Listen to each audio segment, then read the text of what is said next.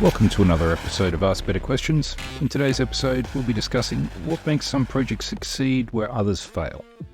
So today we'll be discussing the art, and it is an art, of creating successful projects.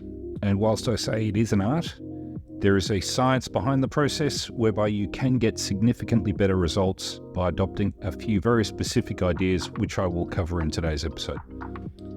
But before we get started, I'd like to take a moment to thank our sponsor, Colour4 Solutions. As always, for disclosure, I am a director of Colour4 Solutions, and we are the people to speak to if you are looking for independent advice on AI implementations. So if you are in the market to automate or implement AI in your business, be sure to reach out. Links are in the description. So, you have a project, you have agreement from the highest levels in the organization that this is greenlit, and they want it to happen ASAP. But how do you do that in a way that your organization will accept? How do you get that elusive buy-in that you've told is the golden ticket to success?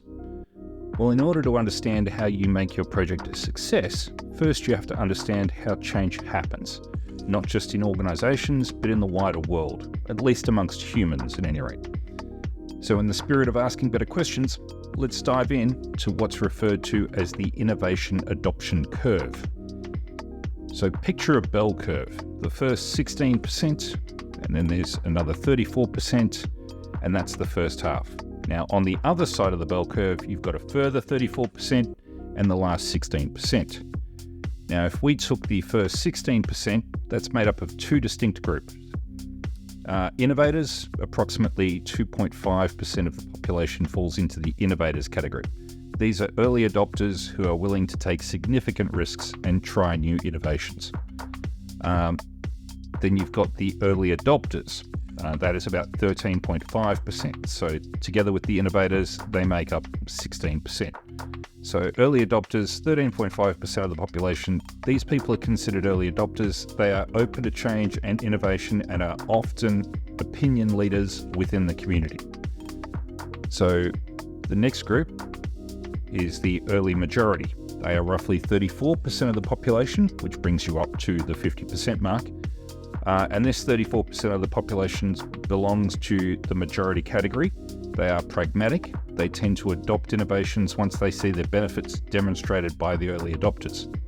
The second half of the bell curve is made up of the final two groups. You've got the late majority, another 34% of the population comprise the late majority. They are more skeptical about change and adopt innovations once they have become well established or when they face significant pressures to do so. And then you've got the laggards. These people still use rotary phones, if they use a phone at all. The remaining 16% of the population are laggards. They are resistant to change and often prefer the status quo. Laggards are people that can't be reached. Effectively, they're not people you can target and effectively make change. They will resist change at all costs. So now why do I bring this up when discussing change? This bell curve explains how all change happens in a group. That group could be society, a cultural group, a church bingo group, or even your organization. For humans learning, everything from humans learning to farm, humans learning to use tools, all the way through to the adoption of the mobile phone or the internet. This framework explains how, I guess, how it happens, but more importantly, who drives the change. So I hear you screaming at me, so what? Well, I'll tell you what this shows us. It gives a perfect roadmap for projects to find people it needs to succeed. So if you've got a project and you need to find people, this is your roadmap. I don't mean to oversell this, but this is kind of the keys to the kingdom. If you can isolate and engage with the innovators and early adopters, your project will be a success. If you can't, then it's going to be a hard slog. I'm not saying it's impossible, but it's a much harder slog. The rest of your organization will find out about what amazing systems you have in place and what the benefits are, and actually want to get on board if you can engage the early adopters and the innovators, because they will do your marketing. But how do you find these innovators, early adopters? How do you find that 16%? Well, actually, in my experience, they kind of self-select. Before you go surveying your people and running off and going, hey, you an early adopter or an innovator, they self-select in a way that isn't as obvious as you might think. So if you, in my experience at least, your project needs to identify these people, and I have found that if you make it hard to get on board your project, if you are selective, I like to ask everyone who wants to join the initial project feedback or testing phase to handwrite a page or more on why they feel this project is needed. While they'll be a great addition to the testing team, the majority, about 84%, won't bother. Okay, the remaining people will beat your door down to get to you. But you can still shave it down by handpicking those people who have a passion for your idea and your project. The writing that you get, or at least the feedback that I get, will tell me if they're phoning it in or if they're excited to be part of something bigger. And that's why I get them to handwrite it, because nobody handwrites anything anymore. So if you ask somebody to do that, generally speaking, you will find, even if they go off and type it up because their handwriting is illegible, they at least will make that effort, and that's what you're trying to nail down. So you have your early adopters, your innovators. What now? How do you get them on board? Well, aside from self-selecting types who already are passionate and you can identify them by trying to fend them off with a stick, the best practice is to channel all your energies into some of the following, okay? Effective communication.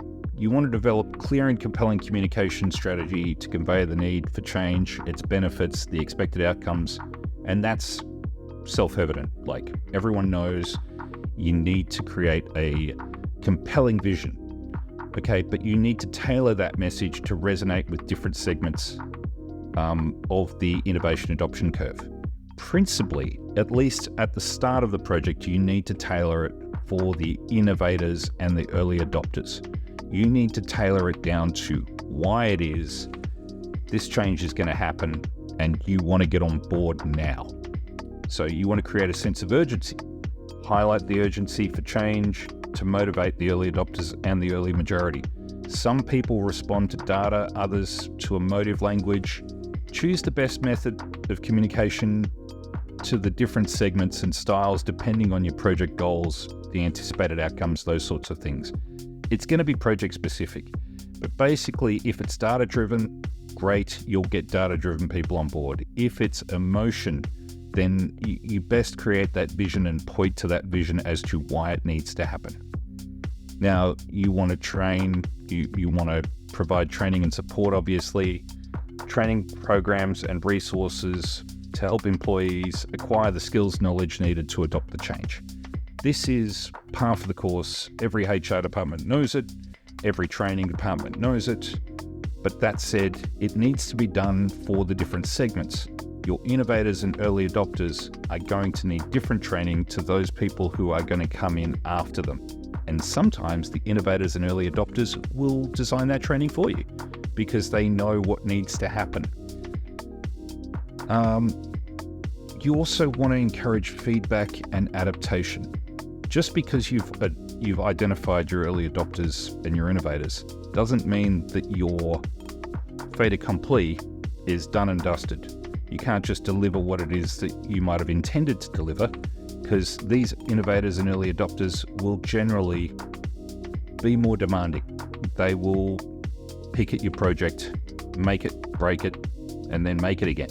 So be open to the feedback.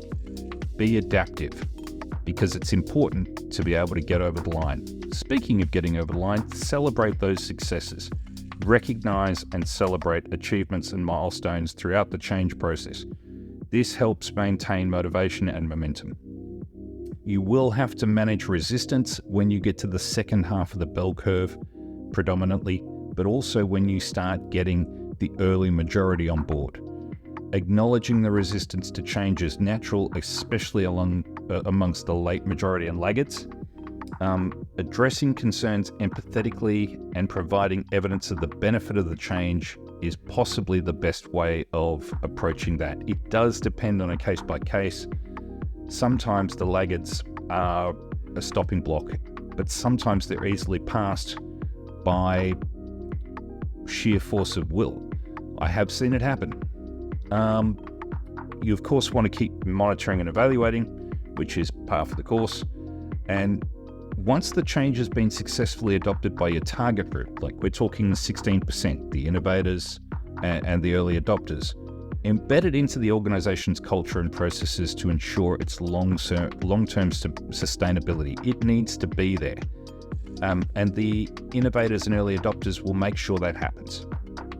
Now, whilst there is no magic bullet, I do have a few tools that can help you identify this 16%. I'll be happy to share them if you're interested. If you are interested, leave a comment or reach out through the links in the description. Now, whilst today hasn't been automation and artificial intelligence focused, it is so important to focus on the fundamentals in projects. And just because a project has to happen doesn't mean it's going to succeed. The Harvard Business School has a plethora of case studies of poor change management, bringing an end to companies who were trying to make what we would recognize now as prudent and sensible changes, well before they became accepted wisdom. So in terms of that, don't be one of those. Figure out how to get that buy-in, figure out how to identify that 16% and talk to them, because the project will gain legs and wings once they are on board. But in any case, that about wraps it up for today's podcast. If you want to know more about creating effective change for your project, or you're looking for some tools to help you make it happen, reach out in the links in the description. If you like the podcast, leave a rating and review, and subscribe so you don't miss an episode. I'm Peter Adams, and I'll be here next week to ask better questions.